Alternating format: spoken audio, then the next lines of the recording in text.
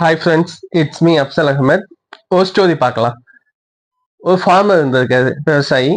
அவர் ஒரு குதிரை வச்சிருந்திருக்காரு. எங்கேயாவது வெளியே போகணும் அப்படின்னா குதிரையை கட்டி வண்டியில போயிட்டு சிட்டிக்குள்ள போயிட்டு அப்படியே வருவாங்க. நைட்டு ஹார்ஸை கட்டி போட்டதுங்க. காலையில பார்த்தா குதிரையை காணா அப்படின்னு மத்தெல்லாம் செயினே ஒரு ஹார்ஸ் தான் வச்சிருந்துச்சு, அது எங்கிட்ட ஓடி போயிருச்சேன், யாரும் எடுத்துட்டு போயிட்டானே, உனக்கு மேலே லக்கே இல்லை, it's bad day for you அப்படின்னு இருக்காங்க. அப்படியா அப்படின்னு சொல்லிட்டு அவர் எதுவுமே என்ன பண்ணல அப்படின்னா கண்டுக்கல வந்து, சரி பார்ப்போம் அப்படின்னு சொல்லி விட்டாரு.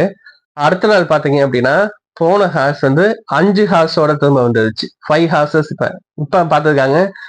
இன்னும் ஒரு ஹார்ஸ் போச்சு, 5 ஹார்ஸோட திரும்ப வந்திருக்கு, உனக்கு ரொம்ப லக்கியா அப்படின்னு இருக்காங்க. அந்த அகைன் ஃபார்மர் சொல்லியிருக்காரு, அப்படியா சொல்றீங்க, பார்ப்போம் அப்படின்னு இருக்காரு.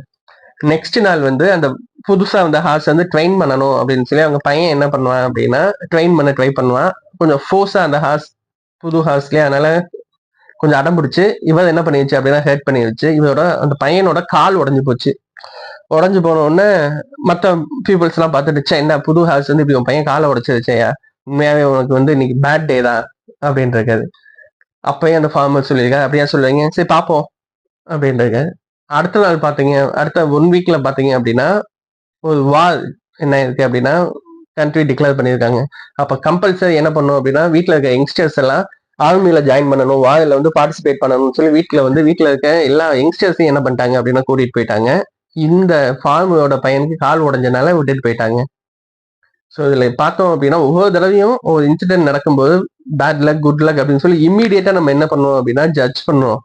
ஆனா ரியல் ரீசன் என்ன, எதுக்காக இதெல்லாம் நமக்கு நடக்குது அப்படின்னு கொஞ்சம் டைம் கொடுத்தோம் அப்படின்னா தெரிஞ்சிடும்.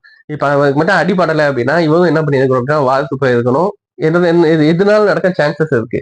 எப்பயுமே ஒரு இன்சிடென்ட் நடக்குது அப்படின்னா இம்மிடியேட்டா அதை நம்ம ஜட்ஜ் பண்ண வேண்டாம், இப்படித்தான் இருக்கு அப்படின்னு நிறைய வேணாம். கண்டிப்பா ஒவ்வொரு இன்சிடென்ட்ல இருந்து லேர்ன் பண்ணலாம், ஏர்ன் பண்ணவும் செய்யலாம். ஐ ஹோப் சோ ஸ்டோரி பிடிச்சிருக்குன்னு நம்புறேன். Kindly subscribe my channel and share this video with your friends. Thank you friends. Thanks for watching.